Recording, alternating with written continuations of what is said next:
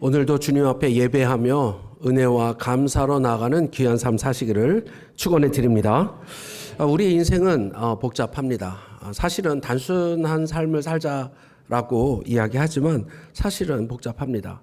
한 사람 한 사람의 상황과 여건과 모든 환경이 다르기 때문에 어떤 사람의 이야기가 얼토당치 않은 것 같아도 사실은 그 사람의 인생을 뒤돌아보면 그럴 수도 있겠구나라고 생각할 수 있습니다. 그만큼 우리 인생을 살아가는 우리 한 사람 한 사람이 다 다른 삶을 살아가고 있습니다. 그것은 그만큼 우리의 인생이 복잡하다라는 이야기입니다. 서로 다른 삶을 산다라는 이야기입니다. 때로 우리의 신앙생활도 마찬가지입니다. 우리의 신앙생활을 때로는 단순하게 생각하는 사람들이 있습니다. 그냥 사랑하면 되지. 공의로우면 되지. 그런데 어떻게 공의해야 되는지, 왜 그런 삶을 살아야 되는 것인지 여러 가지 그 이유와 목적과 이 모든 것들을 생각하지 않는 경우가 많습니다.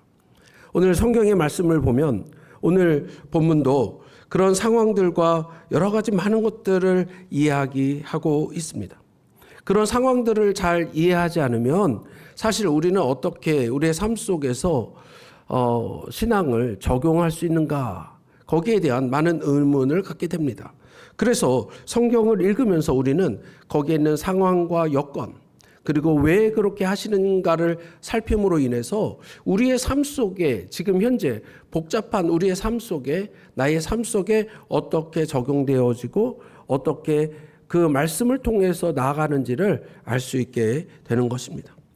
오늘 본문에 있는 말씀도 그 당시의 상황들을 한번 보면서 어떤 말씀을 주시고 또 그 안에서 우리가 우리의 삶 속에서 어떻게 적용되어지는지를 한번 봐야 되겠습니다. 오늘 이스라엘 민족은 이제 가나안 땅을 눈앞에 두고 있습니다. 하나님은 하나님의 나라를 세우고자 합니다. 하나님의 나라를 세우기 위해서 필요한 세 가지 조건이 있다면요. 통치자가 있어야 되고, 그리고 백성이 있어야 되고, 그리고 그 땅, 지역이 있어야 됩니다. 오늘 가나안 땅은 준비되어져 이제 앞으로 들어갈 땅이 되겠고요. 그리고 백성은 하나님께서 이스라엘 민족을 택하셨고, 통치자는 누구입니까? 하나님이십니다. 그 하나님께서 이제 통치하시기 위해서 주신 것이 법입니다. 통치자의 뜻이 그 땅에 실현되기 위해서 필요한 것, 그것이 바로 법입니다. 그 법을 통해서 하나님은 하나님의 뜻을 이루고 그 나라를 세우십니다.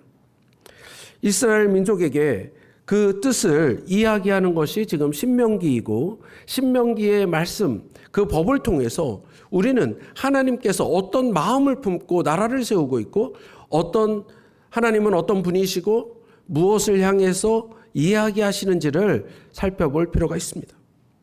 오늘 본문은 두 가지 현장을 이야기합니다. 첫 번째 현장은 하나님 여호와께서 택하신 곳, 성소라는 곳을 이야기합니다. 절기를 통해서 그 성소에 모여서 함께 나아가는 백성들을 이야기합니다. 그리고 또 하나의 현장은 오늘 삶의 치열한 현장입니다. 치열한 삶의 한복판에서 잠시 걸음을 멈추고 하나님의 하나님됨을 인정하는 현장, 그 현장을 이용합니다. 그 현장은 오늘 본문에서는 성문이라고 이야기를 합니다. 그곳엔 재판이 열리고 이권이 오가고 인간의 탐욕과 갈등이 치열하게 부딪히는 세상의 중심이자 삶의 터전입니다.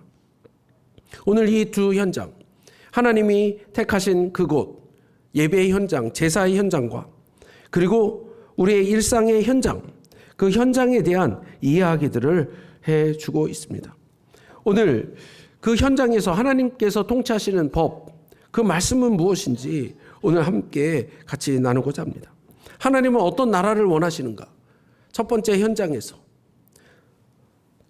하나님을 기억하고 예배하는 감사의 나라입니다. 하나님께서 가나안 땅을 세우기 원했던 첫 번째 나라는 바로 하나님을 향한 감사가 국가의 기초가 되는 나라입니다. 이것을 우리는 제사, 섬김 이야기합니다. 여러분, 설날과 추석에 꼭 해야 되는 일들이 무엇입니까? 지금은 좀 희석이 되었죠.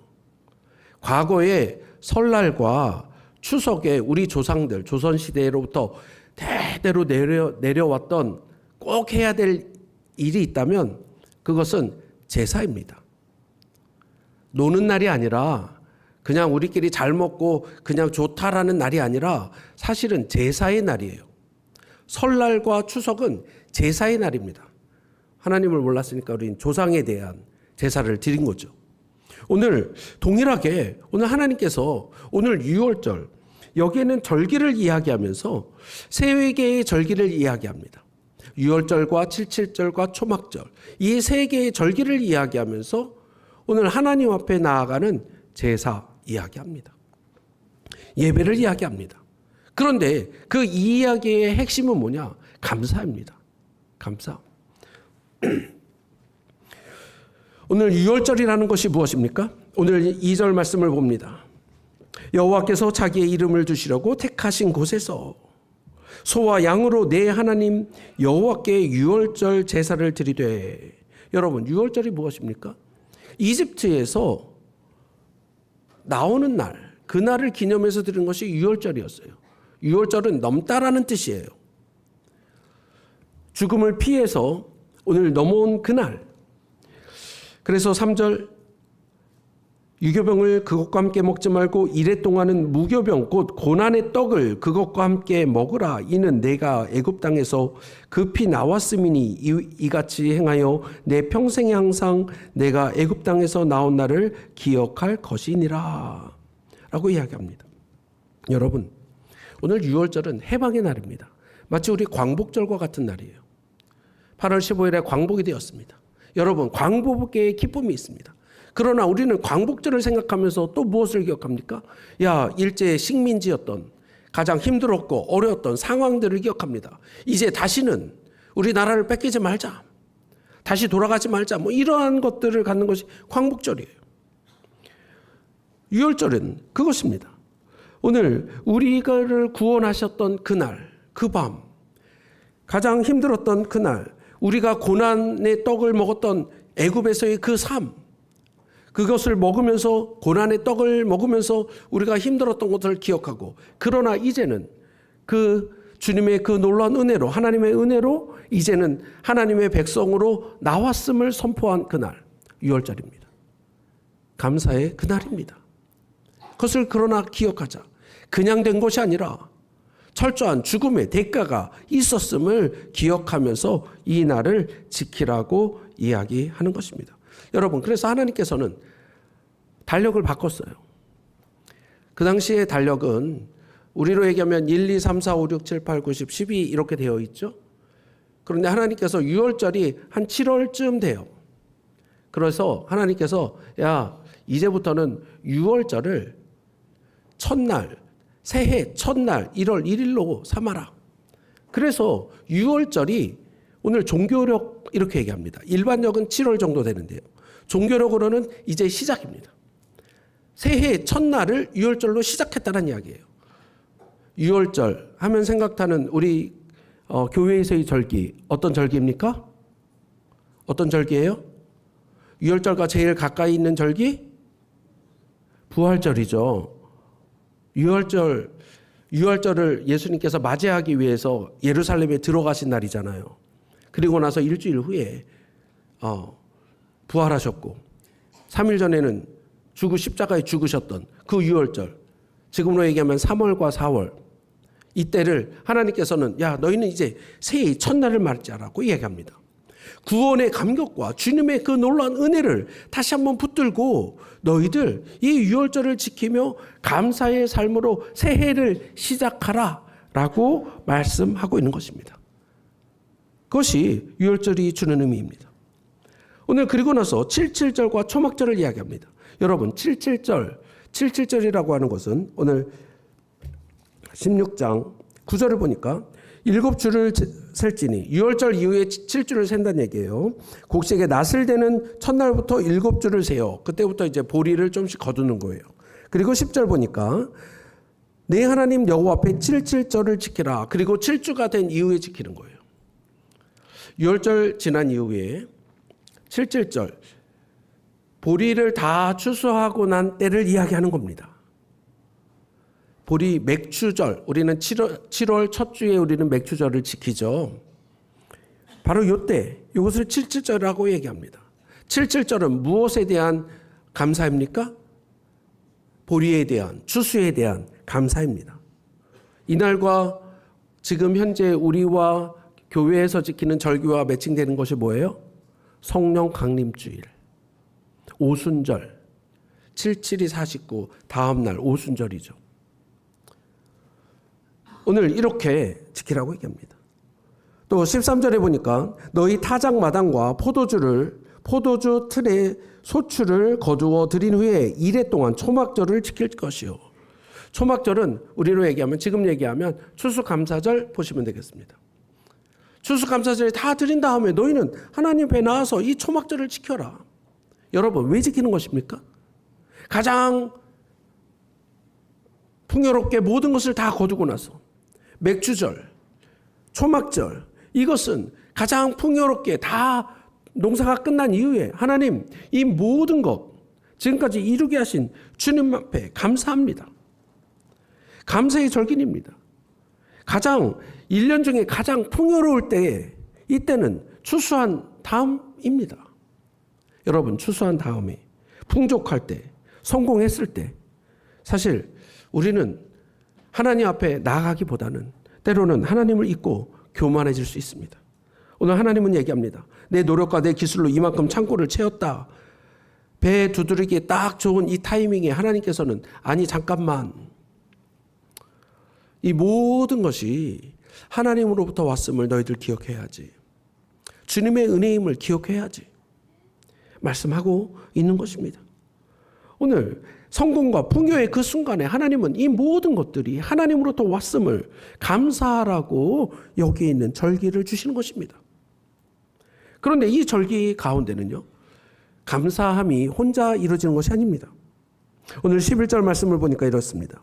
너와 내 자녀, 77절에 있는 이야기인데요. 내 자녀와 노비, 성중에 있는 레위인, 너희 중에 있는 객, 고아, 과부, 가장 힘들고 어려운 많은 사람들, 내 하나님 여호와께서 자기의 이름을 두시려고 택하신 곳에서 주님 앞에 예배하는 그곳에 와서, 자기의 집이 아니라 주님과 함께하는 그곳에 와서 내 하나님 여호와 앞에서 즐거워할지니라. 우리 모두가 다 함께 즐거워하는 절기 이야기하는 것입니다. 오늘 77절과 초막절은 절기에 대한 이야기를 합니다. 오늘 사실 6월절은 그 즐거움에 대한 이야기를 하진 않아요. 구원에 대한 기쁨도 있지만 아픔을 기억하고 고난에 대한 기억들을 상기하라고 이야기한 절기. 이 첫날에 6월절에서는 즐거워하라는 얘기가 없습니다. 그러나 이 77절과 초막절에는 함께 즐거워하고 기뻐하라고 이야기합니다. 14절, 절기를 지킬 때는 함께 즐거워하되, 여기 있는 사람들과 즐거워하되. 15절도 얘기합니다. 내 하나님 여호와께서 택하신 곳에서, 그리고 맨 마지막에 너는 온전히 즐거워할지니라. 모두가 다 함께 즐거워하는 시간, 주님과 함께 감사하며 즐거움으로 나아가는 시간 이야기하는 것입니다. 이 절기는 어디에서 지키라고 이야기합니까? 이 세 절기는 특별히 하나님이 택하신 곳, 2절에 보니까 여호와께서 자기의 이름을 두시려고 택하신 곳, 하나님이 함께하는 그곳에서 제사, 즐거워하고 예배하고 하나님 앞에 나아가는 얘기입니다. 여러분, 하나님께서 왜 택하신 곳을 이야기합니까? 우리는 우리 마음대로 즐거워할 수 있습니다. 하나님 없이 내 마음대로, 내 뜻대로. 그러나 오늘 이 절기만큼은 그게 아니라 하나님 앞에서 하나님이 주신 은혜와 하나님 앞에 드리는, 하나님을 섬기는 우리 백성들이 함께 모여서 하는 절기고 예배이다. 너희들은 이 모든 것들을 하나님 앞에 감사의 제사로 드려라 라고 이야기하는 것입니다. 감사로 우리 다 같이 함께 즐거워하라고 이야기하는 것입니다. 그것이 바로 택하신 것입니다. 그렇습니다. 오늘 예배를 통해 구원을 기억하고 은혜를 누리는 감사의 나라, 하나님께서는 감사의 나라를 선포하시는 것입니다. 이 절기를 지킴으로써, 야, 우리 나라는 감사하는 나라야. 감사로 예배하고 제사하고 함께 즐기고 함께하는 나라임을 선포하고 있는 것입니다. 창고가 가득 찬 풍요의 순간에도 교만해지지 않으며 풍성함을 온 공동체와 함께 나누는 감사의 백성 되기를 원하시는 것입니다. 오늘 18절 이후에 오늘 감사의 나라, 감사하는 백성들을 하나님께서 바라보신다면 또 하나는 공의의 나라입니다. 삶의 현장에서 얼마나 공의롭고 공평하고 정의로운가. 하나님이 가나안 땅을 세우셨던 두 번째 나라는 사회 전반에 하나님의 성품인 공의가 흐르는 나라입니다. 오늘 하나님께서 이야기하시는 하나님의 놀라운 은혜를 통해서 우리가 감사하는 것이었다면 오늘 18절 이후에 이렇게 얘기합니다. 내 하나님 여호와께서 내게 주시는 각성에서 내 지파를 따라 재판장들과 지도자를 둘 것이요 그들은 공의로 백성을 재판할 것이다 라고 얘기합니다. 공의로 재판하는 것, 치우침이 없는 재판. 19절 너는 재판을 굽게 하지 말며 사람을 외모로 보지 말며 뇌물을 받지 말라. 뇌물은 지혜자의 눈을 어둡게 하고 의인의 말을 굽게 하느니라 말씀합니다. 여러분, 오늘 재판장들과 지도자를 세우고 하나님께서는 이제 공의로 하나님의 그 나라를 세우라고 이야기합니다. 돈이 있고 힘이 있는 자라고 봐주지 말고 가난하고 연약한 자라고 해서 억울한 판결을 받게 하지 말라는 뜻입니다. 누구도 소외되고 억울한 일을 당하지 않는 공평한 곳, 그 나라를 이야기합니다. 여기서 공의의 나라를 무너뜨리는 가장 큰 적이 무엇입니까? 탐욕입니다. 인간의 탐욕입니다. 그래서 하나님은 뇌물에 대해서 아주 강력하게 경고하십니다. 뇌물은 지혜자의 눈을 어둡게 한다. 아무리 똑똑하고 지혜로운 재판관이라도 사적인 이익, 뇌물이 개입되는 순간 상황을 바라보는 영적인 눈이 멀어지게 됩니다. 정직하게 말해야 할 의인의 입을 막고 공정한 판결을 굽게 만드는 일이 벌어집니다. 하나님 나라는 개인의 탐욕, 부정의 이익보다 하나님의 공의가 우선시되는 것입니다. 오늘 20절 그래서 얘기합니다. 너는 마땅히 공의만을 따르라. 공의. 그리하면 내가 살겠고 내 하나님 여호와께서 내게 주시는 땅을 차지하리라. 이 길은 생명의 길이요 우리를 살리는 길이다라는 것입니다. 여러분, 여기 공의라는 뜻은 체데크라고 이야기하는데요. 이것은 그냥 법률 정도를 이야기하는 것이 아니라 이것은 하나님의 기준에 올바른 것, 그것을 이야기합니다. 하나님의 공의는 타협이 없고 엄격합니다. 맞습니다. 공의라고 하면 힘 있는 사람, 기득권층 이런 사람들의 뇌물과 횡포를 막는 것, 이것만을 또 쉽게 생각합니다. 그런데 성경은 다 균형을 맞추고 있어요. 레위기 19장 15절에서는 이렇게 얘기합니다. 재판관들은 온 회중을 향해 하나님의 공의의 기준을 아주 정확하게 못 받고 있는데요. 너희는 재판할 때 불의를 행하지 말며 가난한 자의 편을 들지 말며 세력 있는 자라고 두둔하지 말고 공의로 이웃을 재판할지니라 라고 얘기합니다. 가난하고 약한 자라고 해서 법을 어겼을 때 무조건 봐주는 것, 그건 역시 공의가 아님을 선포합니다. 출애굽기 23장 3절에서도 얘기합니다. 가난한 자의 송사라고 해서 편벽되이 두둔하지 말라.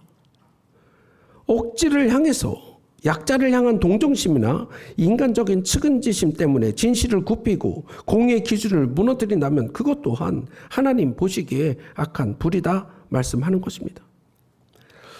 하나님의 공의는 그렇기 때문에 신분, 빈부, 지위를 막론하고 모든 사람에게 똑같이 적용되는 절대적인 처울입니다. 부자라고 해서 두둔해서도 안 되지만 가난하다고 해서 무조건 면죄부를 주어서도 안 됩니다.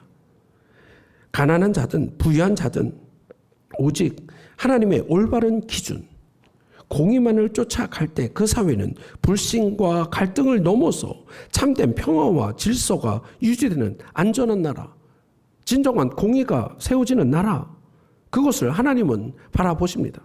하나님은 이처럼 사람의 형편에 따라 흔들리지 않는 세상의 기준이 아니라 물질의 기준이 아니라 권력의 기준이 아니라 오직 하나님의 정직한 기준만이 통하는 공의의 나라를 세우시고자 하는 것입니다. 그러한 가운데 오늘 그러기 위해서 오늘 백성들이 바라봐야 될 것이 있습니다. 오늘 마지막 21절과 22절인데요. 우상입니다. 야, 너희가 자꾸 흩날리는 이유는 나 하나님을 보는 게 아니라 자꾸 세상에 있는 우상을 보고 있는 것 아니냐? 내 하나님 21절입니다. 여호와를 위하여 쌓은 제단 곁에 어떤 나무로든지 아세라상을 세우지 말라며 22절 자기를 위하여 주상을 세우지 말라. 내 하나님 여호와께서 미워하시느니라. 여러분, 양립할 수 없다는 뜻입니다. 고대 근동에서는 재판관자들은 자기의 권위와 판결성, 정당성 이것을 과시하기 위해서 아래사상을 뒤로 딱 세우고 신전을 딱 세우고 이 내 판결은 정당한 거야, 맞는 거야 라고 하면서 자기의 권위를 세우고 잘못된 판결을 내리곤 하였습니다. 가나안의 재판장들은 풍요와 탐욕의 상징인 아세라상을 판결하였습니다. 상 앞에서 판결하였습니다. 오늘 하나님은 이야기합니다. 아니, 너희들 가나안의 풍습을 절대로 드리지 마라. 오직 하나님만이 공의롭게 정의롭게 내우는 기준이다. 이스라엘의 지도자들은 재판하고 판결할 때 그 건의와 기준은 가나안의 탐욕한 우상이 아니라 오직 여호와 하나님 한 분뿐임을 말씀해주고 있습니다. 공의의 나라는 인간의 욕망을 대변하는 우상을 철저히 배격하고 오직 하나님의 말씀만이 유일한 판결의 기준이 되는 나라 말씀하고 있는 것입니다. 그렇습니다. 오늘 16장에서는 하나님의 나라를 하나님께서 세우시면서 은혜와 감사를 하나님 앞에 돌리며 나아가는 감사의 나라, 그리고 이웃을 향해 억울함이 없는 공평과 정직을 행하는 공의의 나라를 바라보면서 오늘 이스라엘 백성들에게 저 가나안 땅에 들어가서야 될 그 나라를 보여주고 있습니다. 그 법을 말씀해주고 있습니다. 그러나 구약의 이스라엘 백성들은 사실 절기와 또 그 가나안 땅에서 들어가서 살면서도 오히려 절기를 제대로 지키지도 못하고 원망하고 감사하지 못하고 성문의 재판을 받으면서도 끝내 탐욕을 이기지 못해서 공의를 무너뜨립니다. 결국 인간의 힘으로 이 두 나라를 온전히 세울 수 없음이 드러난 것입니다. 이스라엘 백성들이 감사보다는 불평을, 그리고 공의보다는 탐욕을, 결국에 오늘 이스라엘은 실패의 나라로 돌아가게 됩니다. 이러한 상황 속에서 하나님은 우리를 그냥 내버려 두시지 않고 마침내 예수 그리스도를 통해서 이 두 나라, 감사하는 나라, 공의의 나라를 다시 한번 완전히 성취하십니다. 여러분, 유월절이라는 것이 무엇입니까? 유월절은 고난과 아픔을 이겨낸 구원의 상징입니다. 예수 그리스도께서 십자가에서 죽으심으로 인해서 그 모든 고난과 아픔, 죄와 사망의 종로를 했던 모든 상황들을 다 이기고 승리하신 예수 그리스도를 통해서 오늘 우리에게 영적인 신분, 새로운 인생, 새로운 삶, 새로운 새해를 우리 모든 사람들에게 허락하신 것입니다. 그리고 나서 부활하신 예수 그리스도께서 승천하셔서 이제는 성령을 우리에게 보내주신다라고 얘기합니다. 오순절에 성령을 보내주셔서 이제는 거룩한 그 하나님의 나라를 향해서 나아갈 수 있도록, 그리고 그 성령을 통해서 공의와 정의와 거룩과 그 삶들을 살아갈 수 있는 길을 열어주신 것입니다. 창고가 비어있을 때나 가득 차 있을 때나 언제나 오직 주님 한 분만이 나의 만족이십니다. 주님만으로 즐거워할 수 있고 감사할 수 있는 은혜의 삶, 그 삶을 예수 그리스도께서 우리에게 선물로 주신 것입니다. 여러분, 하나님의 공의는 타협이 없습니다. 부자라고 해서 봐주는 것 않고, 가난한 자라고 해서 가난한 자의 사정이라고 해서 죄를 덮어주지 않습니다. 그러나 이 엄전한 기준 앞에 오늘 하나님께서 우리에게 내려주신 은혜가 있습니다. 우리는 영원한 죽음과 죽음을 맞이해야 합니다. 죄의 삭은 사망이기 때문에 그렇습니다. 그러나 예수 그리스도께서 우리의 재판장 되시는 그 하나님의 공의와 심판 앞에 내가 다 그 십자가로 너희를 막았다. 그 십자가로 모든 죄에 대한 심판을 다 이기게 하셨습니다. 하나님은 공의를 포기하여 죄를 대충 눈감아 주신 것이 아니라 공의와 엄중한 형벌, 그것을 예수 그리스도의 십자가를 통해서, 죽음을 통해서 우리를 다시 새로운 길로 살게 하신 것입니다. 예수님이 우리 대신 그 무시무시한 공의의 심판을 채찍과 못박임, 죽음으로 다 짊어지셨기에 우리는 지금 그 거룩한 공의 앞에, 하나님 앞에 의롭다함을 받는 기적 같은 삶을 살게 된 것입니다. 성도 여러분, 복음이라는 것이 무엇입니까? 기쁜 소식이라고 얘기했습니다. 우리에게 기쁜 소식이 무엇입니까? 예수 그리스도께서 십자가에서 하나님의 엄격한 그 공의를 만족시키셨고, 그 결과 우리는 영원한 구원이라는 최고의 은혜, 감사를 넘치도록 부어주신 사건입니다. 십자가가 바로 감사와 그 공의의 나라가 만나는 최고의 현장인 것입니다. 그리고 이제 우리는 공의의 그 삶으로 이끄시는 성령을 따라 살아가는 사람들입니다. 우리를 위해 피 흘리신 예수 그리스도를 바라보며 어떤 형편에서든지 주님의 은혜를 생각할 수 있도록 하였고, 이런 절기를 통해서 주님 앞에 감사의 삶을 살게 하셨고, 나를 살리기 위해 십자가에서 확증된 하나님의 그 공의를 가슴에 품고 우리의 삶 속에서 성령의 사람으로, 정직과 공평으로 이끄시는 성령의 사람으로 살게 하실 것입니다. 성도 여러분, 오늘 다시 한번 주 앞에 나아가면서 공의의 삶으로 이끄는 성령님의 놀라운 역사와 인도하심을 체험하며 살아가는 우리 성도님들 되시기를 축원해 드립니다. 우리 함께